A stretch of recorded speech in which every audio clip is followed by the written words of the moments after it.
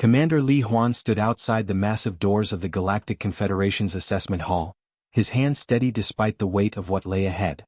The uniform he wore was simple compared to the elaborate garments he had seen on alien diplomats throughout the station, but it represented something far more significant than fashion. It represented humanity's first real chance to join the greater galactic community. The doors slid open with a soft whisper, revealing a chamber that took his breath away. The walls were made of some kind of living crystal that seemed to pulse with its own inner light. The ceiling stretched impossibly high, disappearing into shadows that shifted and moved like living things. Dozens of beings from across the galaxy filled the amphitheater-style seating, their forms so alien that Huan had to remind himself not to stare. Captain Park Minji walked beside him, her boots clicking against the polished floor. She had been his second-in-command for 3 years, and he trusted her judgment more than anyone else in the fleet. Her face showed no emotion, but Huan knew she was taking in every detail of their surroundings, cataloging potential threats and escape routes out of pure habit. They reached the center of the chamber where a raised platform waited. The lighting here was different, brighter, making them feel exposed and vulnerable. Huan could sense hundreds of eyes watching them, studying them like specimens in a laboratory. The Vorthac representative rose from its seat, its crystalline body catching the light and throwing rainbow patterns across the walls. It was beautiful in its own way, but there was something cold about it, something that made Huan's skin crawl. When it spoke, its voice seemed to come from everywhere at once, resonating through the crystal walls themselves. "State your species designation and origin world," the creature said, its tone suggesting this was merely a formality. "Human." "Sol system," Huan replied, his voice carrying clearly through the chamber despite its size. "State your technological classification level." "We have achieved faster-than-light travel, artificial intelligence and fusion power," Huan said. He had rehearsed these responses dozens of times, but actually saying them in this place made them sound somehow inadequate. "State your military capabilities," the Vorthac continued, and Huan noticed several other aliens leaning forward with interest. This was clearly the important part. Huan took a breath. "We primarily utilize kinetic acceleration weapons. Our ships are equipped with electromagnetic propulsion systems for projectile delivery. We also maintain conventional missile systems and defensive energy shields." The reaction was immediate. What Huan could only assume was laughter rippled through the assembled aliens. The energy-based luminari, beings of pure light housed in containment fields, flickered in patterns that somehow conveyed amusement. The bioengineered Zelthans, with their mix of organic and mechanical parts, chittered among themselves in voices that sounded like insects. The Vorthac representative's crystal form pulsed with what Huan was learning to recognize as condescension. "Projectile weapons?" it said, drawing out the words as if they tasted bad. "How remarkably quaint. We moved beyond such primitive technology millennia ago when we first discovered how to manipulate quantum energy fields." Minji's hand tightened slightly on her data pad, but her face remained perfectly neutral. Huan felt a flash of anger but pushed it down. Getting emotional now would only confirm their assumptions about humanity being primitive and uncivilized. A new voice spoke up from the upper tiers of seating. This one belonged to a Zelthan whose organic parts were almost completely replaced with gleaming metal. "Kinetic weapons? Do you mean to tell us that you still throw rocks at your enemies?" More laughter echoed through the chamber. Huan noticed that some of the smaller, less advanced species weren't laughing. They looked nervous, perhaps remembering when they had faced similar ridicule. "Our kinetic systems are highly sophisticated," Huan said carefully. "The electromagnetic acceleration provides." "Oh, I'm sure they're very impressive by your standards," the Vorthac interrupted, its crystal body pulsing brighter with amusement. "But you must understand, young species, that energy weapons operate on entirely different principles. Plasma cannons, particle beams, quantum disruptors. These can be adjusted, modified, enhanced on the fly. A chunk of metal is simply a chunk of metal, regardless of how fast you throw it." The luminary representative flickered in a pattern that Huan's translator rendered as gentle condescension. "It is admirable that you have achieved such efficiency with primitive materials. Many species go through this phase before discovering proper weapons technology." Captain Minji stepped forward slightly, a movement so small that most humans wouldn't have noticed it, but Huan knew it meant she wanted to speak. He gave her the slightest nod. "Our defensive systems are quite robust," she said diplomatically. "We've found kinetic weapons to be highly effective in our regional conflicts." "Regional conflicts," repeated a voice from somewhere in the upper sections. "Against other primitive species, no doubt." The Vortak raised what might have been a hand, and the chamber fell silent. "The assessment is complete," it announced. Its crystal form shifted colors as it consulted what looked like floating holographic displays. Humans. Classification. Category 3 developing species. Technology level. Adequate for local defense. Threat assessment. Minimal. The AI's voice, emotionless and precise, filled the chamber. Trading rights granted for Outer Rim territories only. Military cooperation, not recommended at this time. Re-evaluation scheduled for 50 standard years. As they walked out of the chamber, Juan could still hear the quiet conversations behind them. Words like adorable and primitive drifted after them. The massive doors sealed shut with a finality that seemed to echo their dismissal. Once they were alone in the corridor, Minji finally allowed her professional mask to slip slightly. "They didn't even ask for detailed specifications," she said quietly. Juan nodded grimly. "Their mistake." Captain Kim Do-hyun watched the scanner display with growing dread as 3 crystalline ships appeared on his sensors. The Vortak patrol vessels moved like predators through space, their hulls catching and reflecting starlight in patterns that would have been beautiful under different circumstances. But there was nothing beautiful about this moment. "Captain, they're hailing us," said Lieutenant Choi Naeung from her communication station. Her voice was steady, but Do-hyun could hear the tension underneath. This was the 4th time this month that Vortak ships had intercepted human cargo vessels in this sector. "Put them through," Do-hyun said, settling back in his command chair. He had been running cargo routes for 15 years, first in the Sol system and now in the outer territories. He knew how to handle difficult situations, but dealing with aliens who seemed determined to make human trade impossible was testing his patience. The main screen flickered to life, showing the interior of a Vortak command bridge. The alien captain was a tall, elegant creature made of what looked like living crystal. Its body pulsed with soft blue light as it spoke, and its voice had that strange resonating quality that all Vortak possessed. "Human vessel, you are in violation of Confederation Trade Regulation 347B, the alien announced without any greeting or introduction. "Prepare to be boarded for inspection." Do-hyun felt his jaw tighten. "This is Captain Kim Do-hyun of the merchant vessel Seoul's Pride. We are in open space following approved trade routes. Our cargo manifest has been properly filed and approved by Confederation authorities." The Vortak captain's crystal form flickered in what Do-hyun had learned was their equivalent of dismissive laughter. "Your documentation is under review for irregularities. You will shut down your engines and prepare for boarding immediately." "What irregularities?" Do-hyun demanded, but the transmission had already ended. Around his ship, the 3 Vortak vessels took up positions that blocked any possible escape route. Their plasma weapons, visible as glowing points along their crystalline hulls, were already trained on Seoul's Pride. Lieutenant Naeung turned in her seat. "Captain, they're launching boarding pods. What are your orders?" Do-hyun looked around his small bridge crew. They were good people, experienced spacers who had signed on for what should have been routine cargo runs. They didn't deserve to be caught up in whatever game the Vortak were playing. "Stand down all weapons. Let them board. We have nothing to hide." The next hour was humiliating. Vortak soldiers, their crystal bodies protected by some kind of energy field, searched every compartment of his ship. They examined his cargo of rare earth elements with portable scanners, looking for violations that Do-hyun knew they would never find. His documentation was perfect, his cargo legitimate, his route approved. But that didn't matter. When the search was complete, the Vortak captain informed him that his cargo showed signs of contamination, and would need to be confiscated for safety analysis. The rare earth elements that Do-hyun had spent 3 months gathering from mining stations throughout the Outer Rim were loaded onto the alien ships. As the Vortak vessels departed, leaving Seoul's Pride empty and powerless to pursue, Naeung slammed her hand against her console. "This is theft, pure and simple. They're not even trying to hide it anymore." Do-hyun nodded grimly as he began the process of filing yet another formal complaint that would likely be ignored. "Log everything. Every sensor reading, every communication, every detail of their search. Someone needs to know what's happening out here." 3,000 light-years away on Earth, Admiral Song Jae-won sat in his office reviewing reports that painted an increasingly disturbing picture. The stack of incident reports on his desk seemed to grow larger every day. Human cargo ships seized, crews detained, legitimate trade goods confiscated under questionable circumstances. The pattern was always the same: Vortak patrol ships, disputed border regions, fabricated violations. Colonel Yang Su-bin knocked on his door and entered without waiting for permission.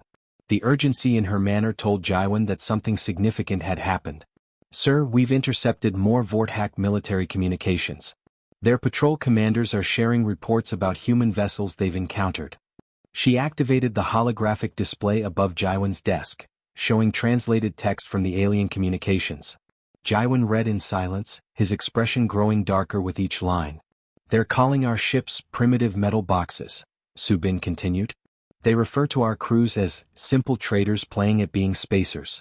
And sir, they're laughing about our defensive capabilities. One commander described our weapons as pathetic rail launchers that throw metal sticks." Jaiwan set down the report he had been reading and looked at the communications display. The contempt in the alien messages was clear even through the translation software.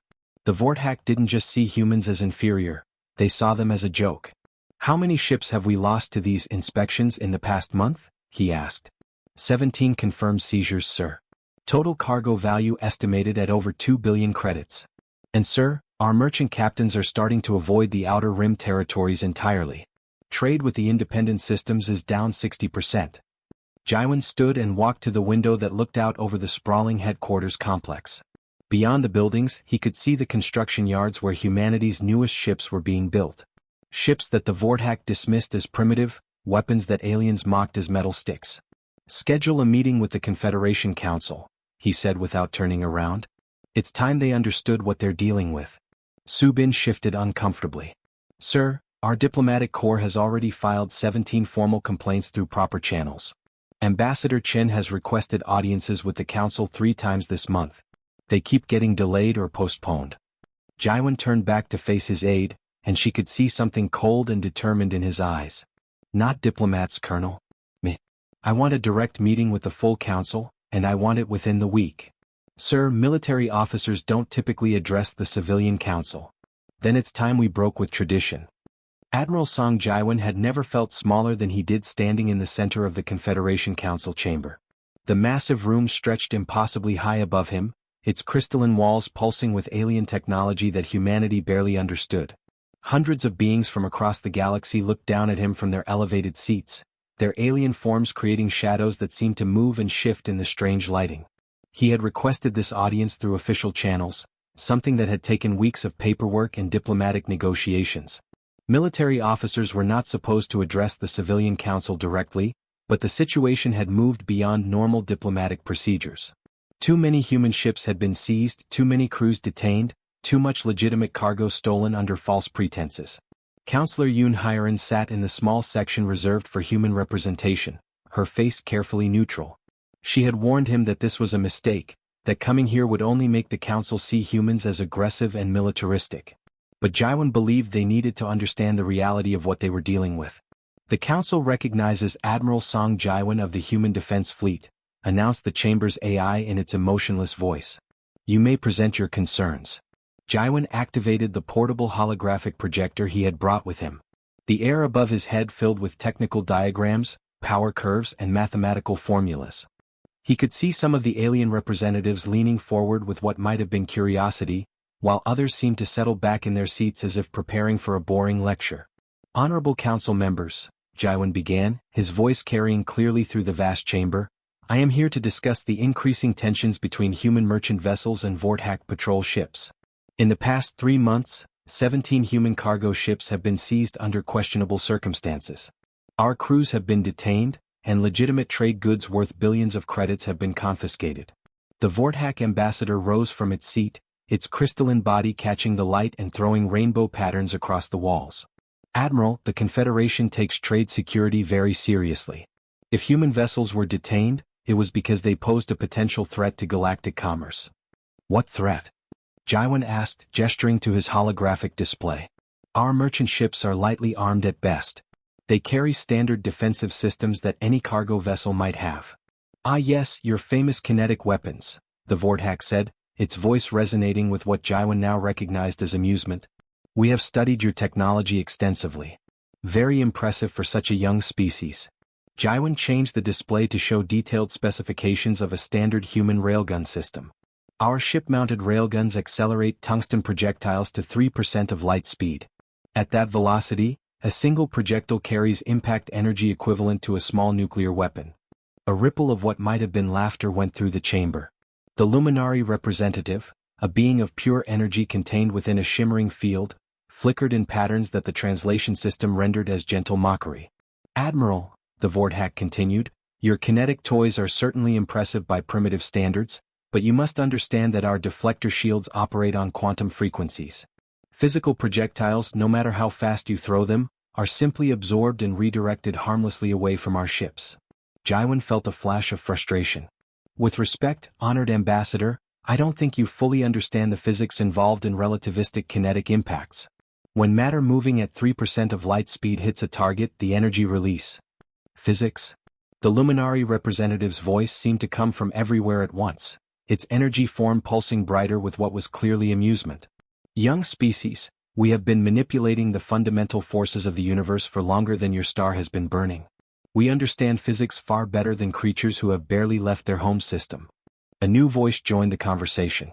The Zelthan delegate, its biomechanical body a disturbing mix of organic tissue and gleaming metal, stood to address the chamber. "Perhaps the human admiral would benefit from a demonstration of proper military technology. Our quantum disruptors can tear apart matter at the subatomic level. Our reality-warping devices can change the laws of physics in localized space. Compared to such weapons, throwing metal sticks seems rather quaint." Counselor Yoon Hyerin leaned forward in her seat, her diplomatic training warring with her growing anger. "Admiral Song is trying to prevent unnecessary conflict. Our defensive capabilities are more advanced than your current intelligence suggests." The Vorthak ambassador's crystal form pulsed brighter, and Jaiwan could swear he heard something like laughter in its voice. "Threats now? How remarkably refreshing. The primitive humans think they can intimidate the Confederation with their kinetic pebbles." "This is not a threat," Jaiwan said, working to keep his voice level. "This is a warning. Your patrol ships are harassing legitimate human commerce. Your crews are stealing our cargo and detaining our people. If these actions continue, we will be forced to defend our merchant vessels." "Defend them with what?" asked a voice from the upper tiers of seating. "More metal sticks?" The chamber erupted in what passed for laughter among the various alien species. Some flickered with light, others made chittering sounds, and a few produced harmonious tones that somehow conveyed amusement. Jaiwan stood in the center of it all, his holographic display still showing the technical specifications that they so casually dismissed. The council's AI called for order, and gradually the chamber fell quiet. The Vorthak ambassador spoke again, its voice carrying the authority of someone delivering a final verdict. "The council has heard the human concerns. After deliberation, we vote to increase patrol presence in the disputed border regions. Perhaps closer observation will help guide human development toward more civilized behavior. Furthermore," added the Zelthan delegate, "we recommend that human vessels submit to additional security screenings. A demonstration of proper military technology might help these primitives understand their place in the galactic order." As the session ended and the various alien representatives began to file out, Counselor Yoon Hyerin made her way down to where Jaiwan still stood, his holographic projector now dark and silent. "They're not going to listen," she said quietly, her diplomatic composure finally cracking slightly. "No matter what we say or how we present it, they see us as nothing more than upstart primitives." Jaiwan nodded grimly as he packed away his equipment. "No, they're not going to listen. They think they know everything about physics and warfare, but they've forgotten the most basic lesson of all. Which is, sometimes the simplest solution is the most effective one."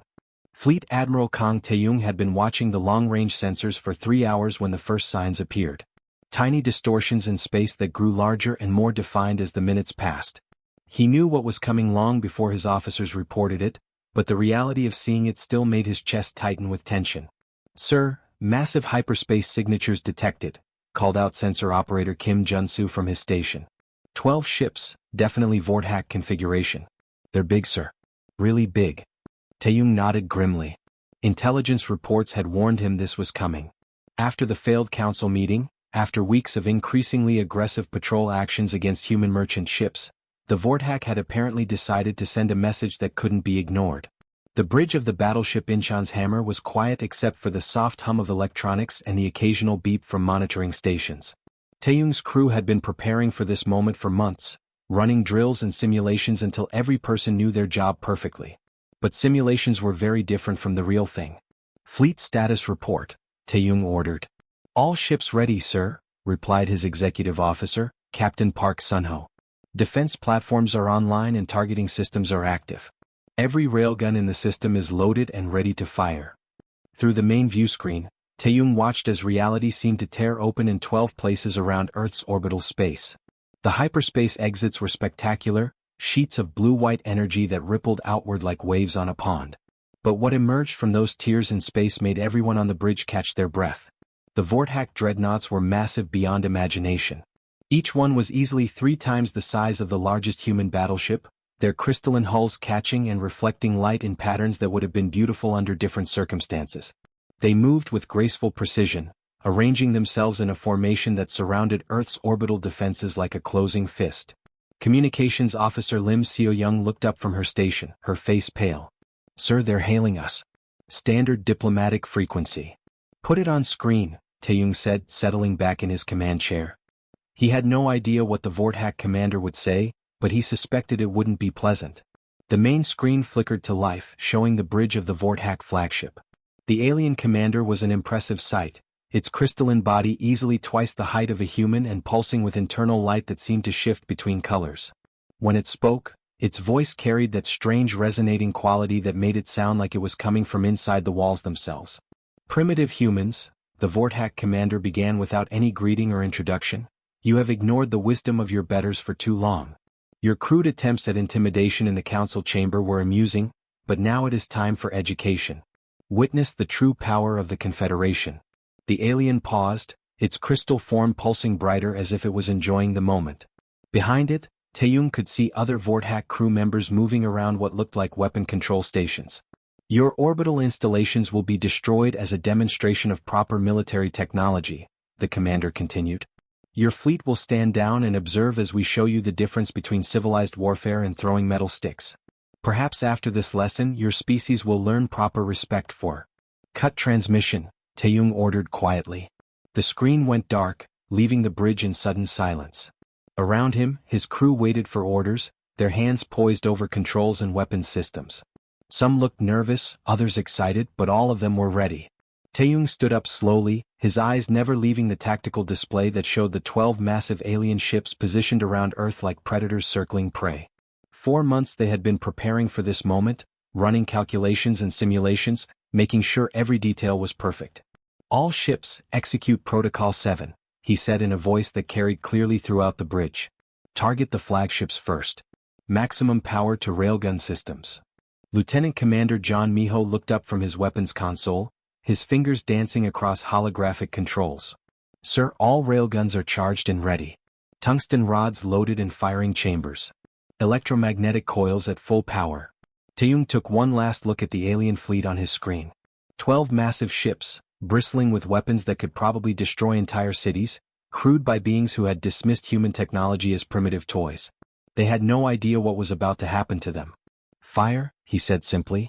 The Inchan's hammer shuddered as its massive electromagnetic coils discharged with a sound like thunder. The ship's lights dimmed momentarily as enormous amounts of power flowed through the railgun systems. Across the human fleet, dozens of other ships fired simultaneously, their railguns launching tungsten projectiles at velocities that turned simple metal into weapons of unimaginable destruction. The tungsten rods, accelerated to 3% of light speed, became invisible streaks crossing the void between the human and Vorthack fleets. At such tremendous velocity, they were impossible to track with the naked eye, appearing as brief flashes of light that lasted only microseconds. The Vorthack shields, designed to deflect energy weapons and redirect plasma beams, encountered something they had never been built to handle. Solid matter moving at relativistic speeds didn't behave like energy.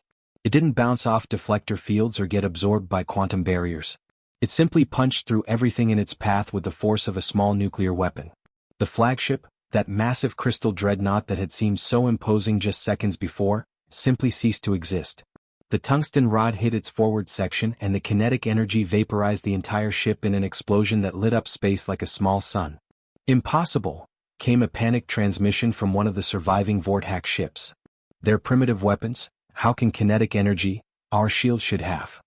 More explosions bloomed across space as additional railgun rounds found their targets. Crystal hulls that had seemed unbreakably strong shattered like glass under the kinetic impacts. Ships that had survived battles against the most advanced weapons in the galaxy were torn apart by what their crews had dismissed as metal sticks thrown by primitives.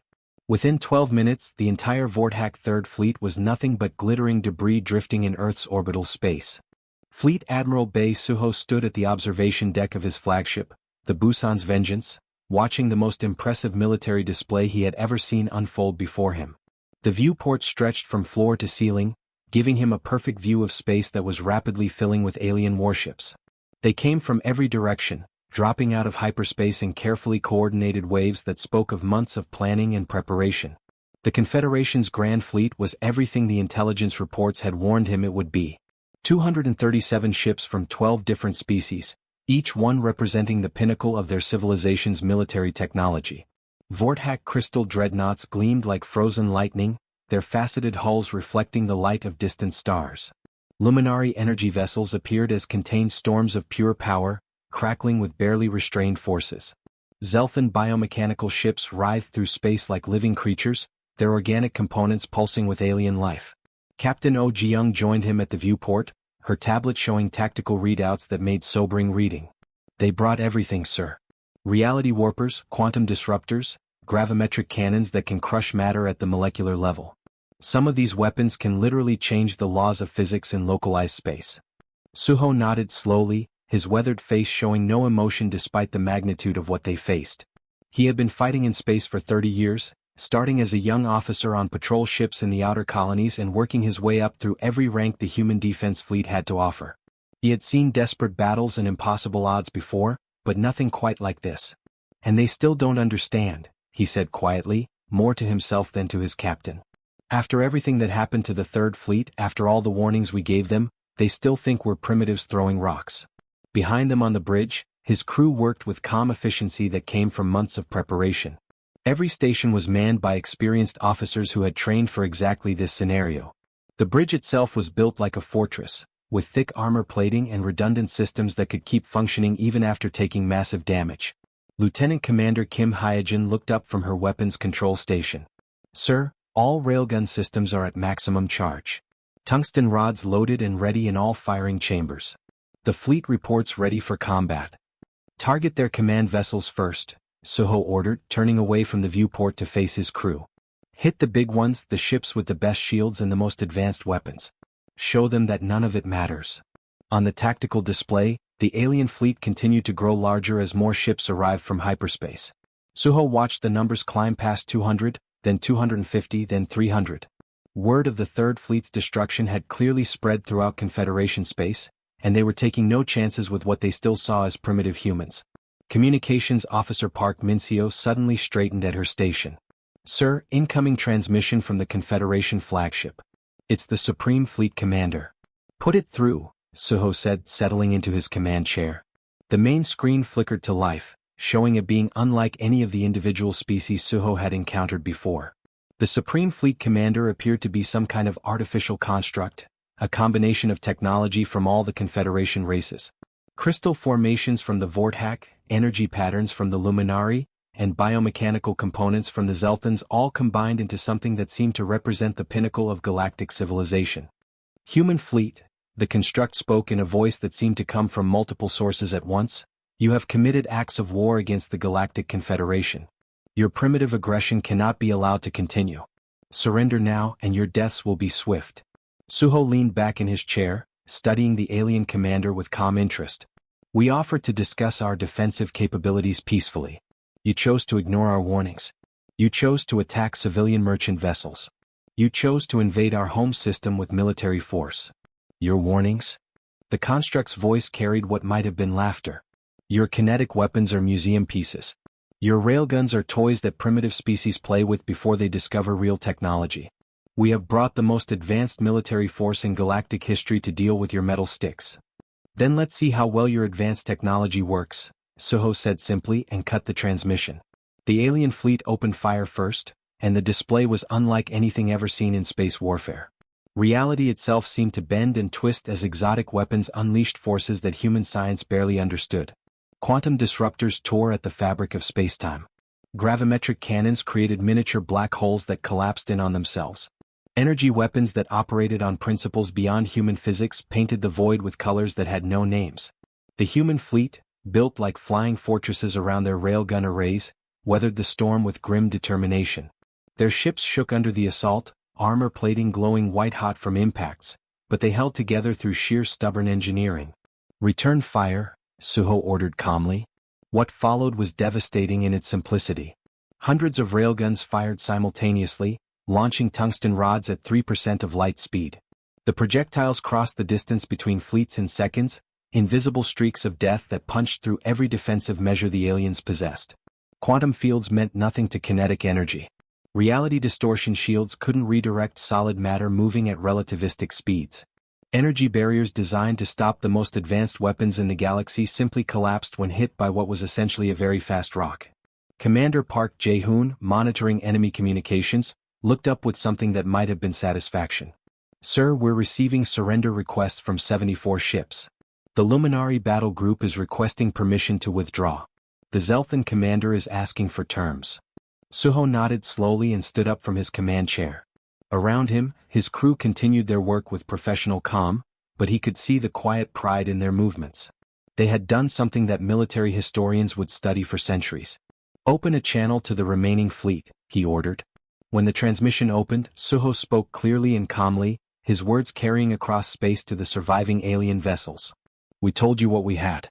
We explained our capabilities in detail. You chose not to believe us because you thought your technology made you superior." He paused, looking out at the debris field that had once been the most powerful military force in galactic history. "In a universe of energy weapons and exotic shields, you forgot the most basic lesson of physics. Sometimes the oldest solution is still the best one. We've been throwing rocks for thousands of years. We've just gotten very, very good at it." The surviving alien vessels began their retreat, limping away toward distant hyperspace jump points. They carried with them a message that would reshape the balance of power in the galaxy. Humanity's primitive weapons had proven that simplicity in physics would always triumph over complexity and arrogance.